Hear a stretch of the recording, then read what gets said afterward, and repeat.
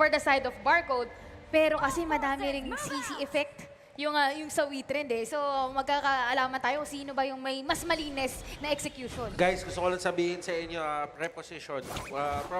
Preposition, iba pala yun. Sa grammar pala yun. Oh. A proposition for everyone na nandito at lahat na nanonood.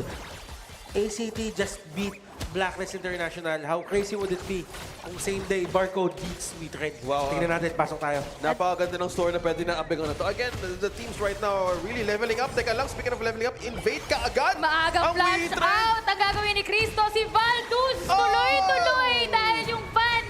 Inaabot na rin siya dito ni Aaron sa may bandang likuran. Si Slime magtatry magkuntas ng dami pulado mula sa WeTrend pero unfazed. Wala silang pakialam. Tumama yung cannon blast. Wala silang mga damage kaya ganito tumatagal pero double kill na yun. aray ko! Double kill na yun para kay Aaron. And dito na nga yung sinasabi natin, yung mga ganitong klaseng mga jungle, ang dali talagang i-push out, i-push back ng sariling jungle nila. Valduz, kahit sabihin natin ng level 2 siya, in terms of the potential na pwede niyang gawin earlier on, magiging limited na. Level 2 pa lang siya, level 3 na si Arise, and Arise would be forcing a lot of fights early just because of this lead na meron siya ngayon. Kung yung Ogran na maagang nagsusnowball, samahan mo pa ng isang mid laner burst na mataas na AoE. Walang pwedeng makalapit sa pinaka-immobile nilang tropa dito. But looking at this, lahat ay pwede maging secured sa lineup pa lang nila. Clearing lang din ng wave. Nakuha na rin nila yung Phoenix sa may bandang ibaba. Yato would try to engage alongside with other members of Barcode. Kumakapit lang si Diadia. Healing lang para sa kanyang katukayo dito na si Darfin. Okay, nagkuha lang muna ng magandang wave dito ang Barcode. Slowly, they would want to transcend to something that pwede mag-invade sa side ng WeTrend. But looking at this, wala muna papabayaan muna on this lane. At hindi mo natin sila magko-commit to any possible team fight there is. Dahil nga, this is a Mozi. Si Slime may hawak nito. Madaming chances ng early game ay pwede mag-spike up din kay Barcode. Oo, at ngayon for... ayun si Valduz, tignan mo, Ayan mo, sinasagat ayan, tayo, oh. sasagasaan lang talaga. Ako nagsasabi sa inyo, nananagasa yung Xiao Xiao kapag ganyan yung jungle. May spaceship siyang sinasakyan eh. Yung Manga Sorcerer skin. Pero ang gagawin lang naman nila dito, right Invade after na that, naman!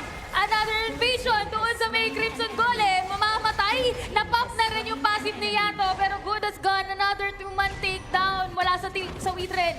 Ito yung sinasabi natin the foil or the difference between Ogran and Valduz, they have one thing in common, they can execute enemies at a certain threshold. But the problem is, at the early stages, mas kaya mag-invade ng isang Ogran kaysa sa isang Cade. At kaya nila ulitin yon ng ilang beses pa at as early as 6 minutes. Kaya namin zone out. Oh, dito pa Meteor lang. Storm na naman, oh. Yung Na- combination, Meteor Storm, tapos Honey Sweet Breeze. May intimidate. Dito pa lang may intimidate ka na lumapit eh. Hirap. Ang laki ng AoE na kinikater talaga ng Chow Chow. Nakaimputan, boss. Nakaimputan. Si Darwin, wala siyang infinite fastness though. Pero may heal mula sa Jaja. May heart link. Ramdam ko yung ano to dito. Parang, ay! Nakakaba kasi si Yato, si Valduz kasi biglang napatalon eh. Pag nakita niya si Aaron doon, sabi niya, katapusan mo na kaibigan. Pero in English. In English. It's your end. It's your end. It's your end, my friend. It's your end. It's your end, my It's friend. the end! Napaka-ano lang eh. No? Niliteral. Doon pa. Niliteral yung pag-Tagalog. Pero delikado kung nangyari yun ah. Doon pala nakita na tayo ng ano eh. It's your time to shine. No, possible takedown kaagad. But looks like we're seeing the first two objectives showing up on this game. Wala muna nagko-commit just yet. Mid din ang inaay ngayon ng WeTrend, slowly clearing up waves. Wala muna sila i-commit ata for now. But for Barcode, mukhang they're willing to take the opportunity na walang lumalapit Yes. sa objective na to. Tyrant has been defeated. Opposite yung movement na ginagawa ng WeTrend, pataas sila eh. Mukhang talagang pinitawan na nila dito. Onto the middle lane, taking liberties, clear wave. Ang ginawa naman ng Barcode. Ano po? Teka lang. Si Valduz oh. Team At di tumama, boss. Kung tumama yun, may kalalagyan talaga. Nako, it was a great position for a takedown from a Barcode. But looks like information lang muna nakuha doon, Butters. Oo, at ngayon medyo talagang kumpul-kumpul ang labanan ng mga miyembro dito. WeTrend, they are trying to make Barcode tap out this early. Kasi yung mga 5-man na ikot nila yan, ang pinipersa nila gumawa ng laban at si Syndicate Naku dito, po. talagang pinaparusahan lang si Balduz. Talagang kinakailangan nilang umalis dito. May nakulong doon sa kanyang The World is My Board pero not enough damage. Bibitawan sila dito ngayon ng barcode. Si Balduz malakas na malakas na jungler din talaga to eh. Kumbaga yung player na to, ang daming experience na eh. Can it translate? Pero hindi niya pa kasi na-experience yung Filipino special, yung kapag ka nag-invade na tayo. Kapag nag-invade ang Pilipino, kung nagsasabi sa'yo, kulang na lang kuhain yung kuhain Kailangan yung... magpalit na lang ng base eh. Kulang na lang, pati yung halaman dyan sa gubat, ilagay sa kanila eh. No? Power farming. Mag-ano lang maghahanap lang ng magandang pwesto eh. Even information for invade. Ni-utilize ka agad ng Witrend. Ako, si Yato! Nakapitan ng Heartlink. Yato still surviving Meteor Storm. Kinamit na nga ni Aaron para if ever may lumapit sa barcode, automatic deleted. Pero sa may bandang itaas, nagsiset up nga naman dito si Dating inside the box. Tupa-flash out na siya dito para no casualty. May Blade Storm na kumapit sa kanya pero hindi pa enough yung damage. Balduz dito, nag-1v1 Nagkabi niya, may damage na ako, bossing ko. Habang nangyayari ang lahat ng yun, nagpo-push din si Darfin of Witrend na wala munang mawawalan ng Torre ulit dahil nawalan nga sila ng T1 sa Clash Lane. Slowly, bumabawi sila ngayon ng cleanup laban sa barcode. In terms of gold, Chris, siya na una. Si Cristo kasi, pero kasi ang trabaho talaga ni Cristo dito, mag-clear ng wave. Talaga siya mauuna dyan. Si Balduz dapat yung nauuna, pero kung tinitan mo yung gold ni Balduz dito, sa 3-7 lang siya. Pero nakauna na si Balduz, nakaisa na. Na-shutdown si Nakaisa na. Aaron. Heartlink. Kinamit. Si Arise. Umang mapapa-Arise siya dito. At samantalang nandun yung Doctor of Soul. Makakalipad. Balduz dumaan lang na parang walang nangyari. Infinite Bastards coming from Darwin. Pinukuhan ng ibang mga miyembro ng Barcode. Cristo. Kasama si Slime. Mawawala sila dito. At si Balduz kumapit na nga sa pader. Pero nagkamali siya doon dahil nasa ilalim pa rin siya ng range ni Darwin. With the double kill, ang naging frontline doon ng barcode. Ang inuna pala ng Witrend, hindi yung harap likod lang talaga yung pinutasan. At bubutasan na rin ang una Torres sa gitna, Butters. At dito, magkakaroon pa ng mas maliit na mundo. Ang side ng barcode, kanina pinalit nila ang mundo ng Balduz. Ngayon, buong team na, liliit na ang mundo nito. Nahihirapan pumwesto yung isang fade. Imagine nyo, 7 minutes. Ngayon pala siya nakakuha ng kill. On par with the 7 kills na meron ng Witrend. Slowly building up the lead on 5K by Witrend. Kailangan mo dumepensa ngayon ng barcode, but looks like the waves right now ini-equalize ng dalawang team na to. Wala munang mabubutasan, pero kung invade lang ang pag-uusapan, pwedeng tong gawin ng Uy, Witrend naku, once medyo more. Si Balduz medyo nag-skip ng beat dito. Nakita niyo yung kanina, nang pagka-ulti niya. Kala niya tapos na eh. Kumbaga parang nag-no-look 3-point siya eh, tapos hindi pumasok. Ganon. Kala niya jaded na eh. Pero hindi kumagat. Arise, still. Tignan mo, kita mo yung kumpiyansa ni Arise eh. Ramdam niyang kaya niya nang humarap. Ramdam mo yung confidence ng ng Ogra ng Witrend eh. Dahil sa simulan niya nga 202 KDA, alam niya kaya niya mag-sustain, kaya niyang humarap. At kaya makuha ng kantina mo, iniikutan lang in and out. Harap-harapan, tinamaan ng cannon blast, pero no harm done. Yaton, sa may bandang likuran, naghahanap kung sino matatamaan ng Daily Liberties, Arise. Ang sakit mo na maparay siya dito at aalis na lang din muna. Na-shove nila yung wave dun sa baba. Okay, hindi ko nakuha yung high ground turret ng barcode. Gaiblan na lang ang buhay ng Torre na yon. Back to clean up again ang barcode. Slowly the lead still with Witrend. Open ang dalawang objectives. Hindi pa naman enhanced to, pero pinili ng Witrend. Damage buff. Muna tayo dito.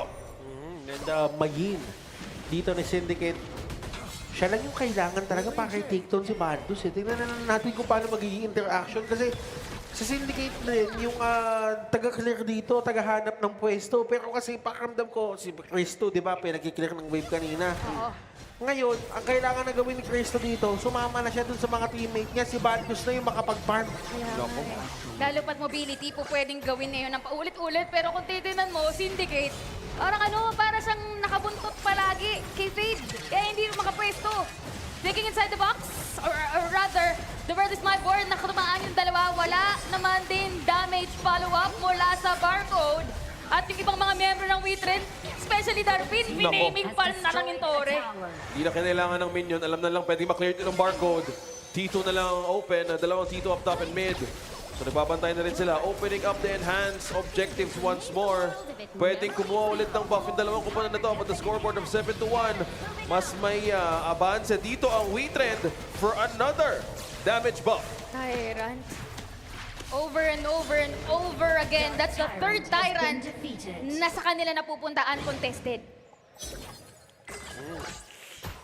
Gold, looking at the gold right now dito para sa team na ito. Wala yung nag-hacky talaga eh. Tignan mo si Bandos at si Bandos part talaga kailangan tignan natin dito. Chris, nasa taas siya, BBB, nagagawa niya pa rin yung trabaho niya. Pero kailangan na mahanap ni Bandos dito yung footing niya. Kailangan ng makahuli siya ng mabilisan. Ang kailangan niya nga patayin agad dito si Aaron eh. Kaso kasi si Aaron may Splendor eh. Yan ang kalaban ng mga assassin, yung mga malalakas kumombo. Yung feeling mo makakombo ka na pero... Oo, tapos kaysa Jaded, di ba ang Jaded Green? Oh, Nagulat ka, yung kalaban mo nag-yellow. nag-golden siya eh. Oo. Yun yung- Gonna be golden. Yun. Uli. I'm done hiding na daw, sabi ni Aaron eh. So, sinasabi mo talaga dito is kailangan talaga nila makuha ng enough damage output para ma-force yung Splendor na yun. Early Splendor for Aaron para di mag-pick off ka agad, okay? Destiny AOE. Encounter, nandyan na rin yung kanilang ultimate dito nila paganda nga. Thinking inside the box, dalawang paraisong parisukat pero nasan ba yung damage na hinahanap? Si Slime pa yung nabaliktad, si Cristo na yoyo, gusto mo ng gilid, BBB, nakakuha ng kill, dalawang membro na lang BBB taking another one, pero siya din mawawala. At si Arise ang natitira para sa WeTrend, pero Ace ang nangyari sa barcode. Hindi ba kalabas si Arise? Hindi ba kalabas? Sige nga, labas ka nga. Sige nga. Gamitin mo yung bridge. Okay, Hindi siya lalabas. Meron na. Okay. Hindi siya lalabas. Dahil nasa kanyang wave ngayon. Hindi mo na mag-commit. Maki-clear to. Kailangan mo na kailangan mo na respeto doon.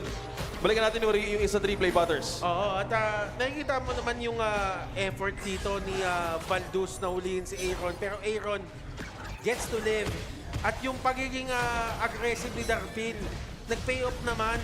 Kaso ang problema doon, nung pagka-flash in ni Xiao Xiao ni Aaron, naiwanan siya nung diamante ni Hiyato. Nung pamato. Oo. Naiwanan siya dun sa taking liberties na yata. Masakit kasi yun. Could have been much cleaner para sa mga members ng side ng WeTrend if Yep. ever may natira pang isang tao doon para kay Arise. Nako. Naku po, Slimy. kinakita na naman. Si Slimy. Slime, may Syndicate, tingin inside the box. Syndicate. Meron dito versus my board. Pero si Arise, si Slime yung una makukuha. VVV, nag-leap paharap. Kinapitan si Aaron, pero yung pamaypay nandun din kasi. Yes! Napatik na yung buhay na dito. Dumobble kill si Aaron bago siya Si mamatay. Darpin. Cristo, flash out. Pero hahabulin siya ng ibang mga miyembro dito ng WeTrend. Samantala si Darpin, nag-clear, nag-cut na ng wave dun sa gitna. Ginamitan ng... actually, ang ganda na ginawa doon ni Cristo. Finors ang infinite vastness.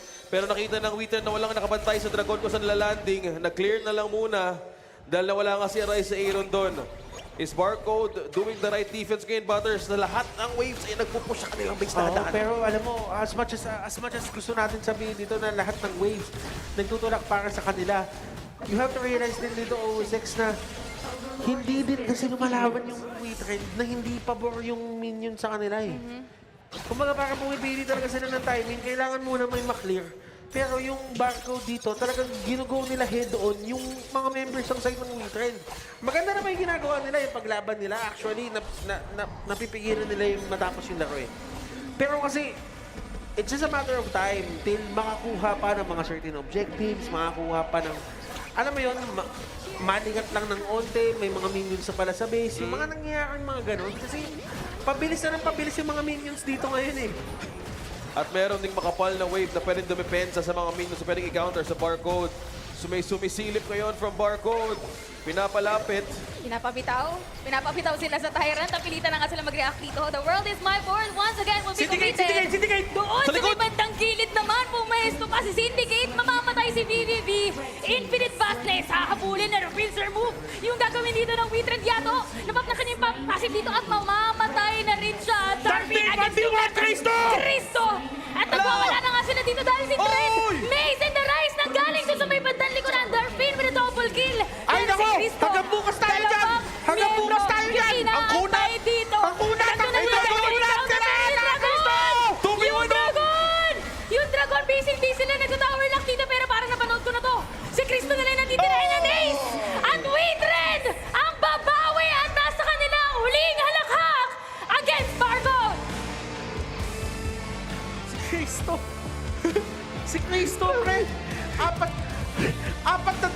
Slime.